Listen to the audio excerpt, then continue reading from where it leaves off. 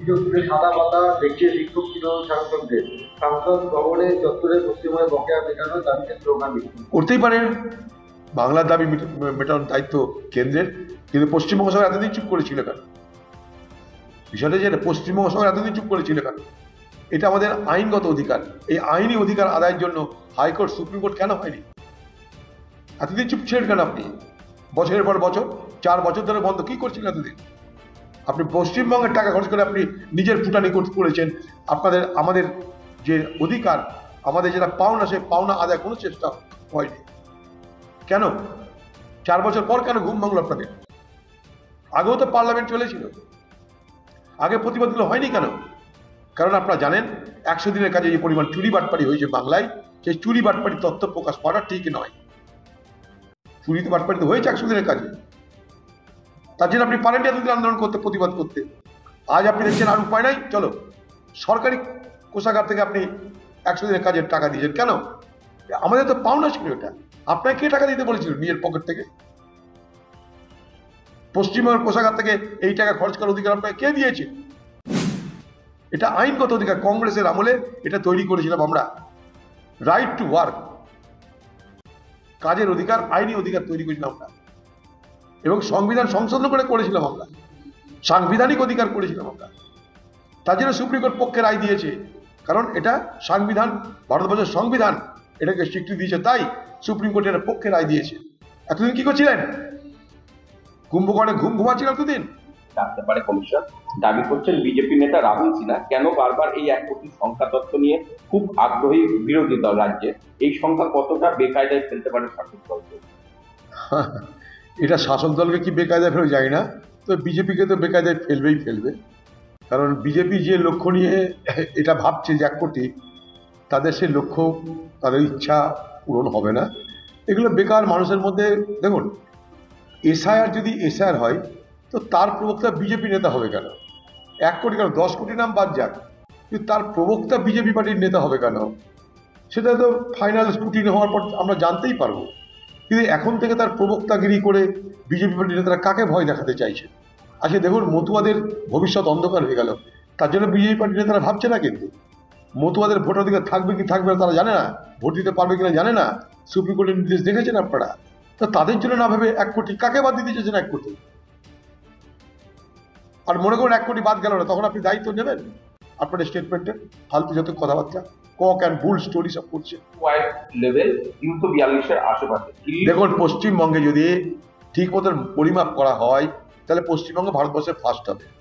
আমি বলছি আপনাকে, দিল্লিতে আপনি যান, আপনি প্রতিদিন সেখানটায় যে মনিটরিং আছে এলাকায় এলাকায়, কল্পনা করতে পারবেন। তার জন্য AQI, এয়ার কোয়ালিটি ইন্ডেক্স, দিল্লিটা জানতে পারি আমরা, পশ্চিমবঙ্গটা জানতে দেওয়া হয় না। একবার পরীক্ষা করুন, কাউকে পরীক্ষা করার পারমিশন দিন। এই পশ্চিমবঙ্গে, ভারতবর্ষ সব থেকে বেশি এই পশ্চিমবঙ্গে আপনার বাতাসে দূষণ পাওয়া যাবে। কলকাতা তো পাওয়া যাবে। কলকাতাকে তার জন্য বলা হয়, কলকাতা হচ্ছে যেটাকে আমরা বলি আমাদের রাজধানী, সেই রাজধানী হচ্ছে লাং ক্যান্সারের রাজধানী, সেই রাজধানী হচ্ছে হাঁপানির রাজধানী। আপনারা খোঁজ নিয়ে দেখবেন কলকাতায় লাংস ক্যান্সারের পরিমাণ কত, সব দূষণ তার কারণ। হাঁপানির রাজধানী কলকাতা, হাঁপানি রুগী দেখবেন কলকাতায়।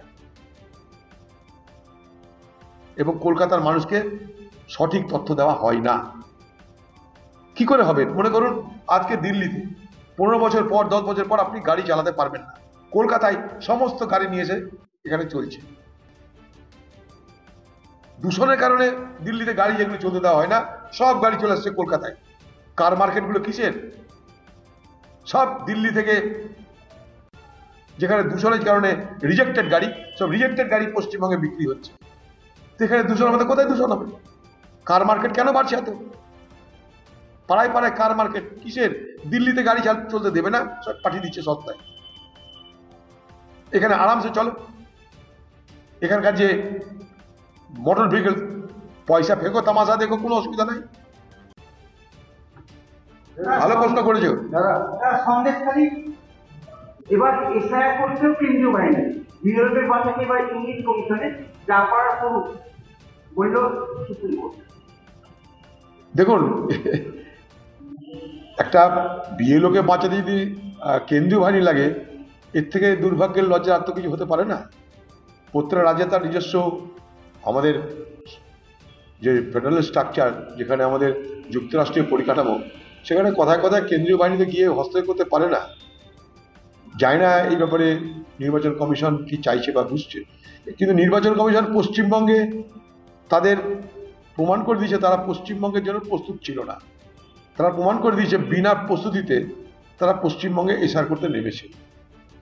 আর তারা এটাও দেখছে যে বিহারের মতন এই পশ্চিমবঙ্গের মানুষের সচেতনতা এতটাই বেশি যে এখানটায় যা খুশি তাই করা যাবে না। সেই কারণেই এখন কেন্দ্রীয় বাহিনী, এই বাহিনী, সেই বাহিনী, বিএলও বা সব নিয়ে একটা যেটা প্রয়োজন নাই সেই প্রয়োজনের কথাগুলো বলছে। আপনাদের সব থেকে আপনারা লাইভ স্ট্রিম করুন না, যে স্কুটিনিটা হবে লাইভ স্ট্রিম করুন, সবাই দেখতে পাক, মানুষও দেখতে পাক। আজকে তো ডিজিটাল জমানা, তো স্কুটিনি যেটা হবে আমি দাবি করছি লাইভ স্ট্রিমিং হোক, যেখানে স্কুটিনি হবে ক্যামেরা লাগিয়ে দেওয়া হোক, সব মানুষ দেখতে পাক, যে ভোটার সেও দেখতে পাক, যে ভোটার না সেও দেখতে পাক। এটা সব থেকে ভালো হবে। লাইভ স্ট্রিমিং হোক, কারোর কোনো বক্তব্য থাকবে না। পশ্চিমবঙ্গে ভোটার কারচুপি হবে, জ্যান্ত মৃত, মৃত জ্যান্ত তো হবে, পশ্চিমবঙ্গের রেওয়াজ। এটা ধরার দায়িত্ব এসআইআর, চুনাব নির্বাচন কমিশনে। সেটা করুন, আমরা তো চাইছি সেটা, কিন্তু কোনো বৈধ ভোটারকে অবৈধ করা যাবে না, এটাই আমাদের এজেন্ডা।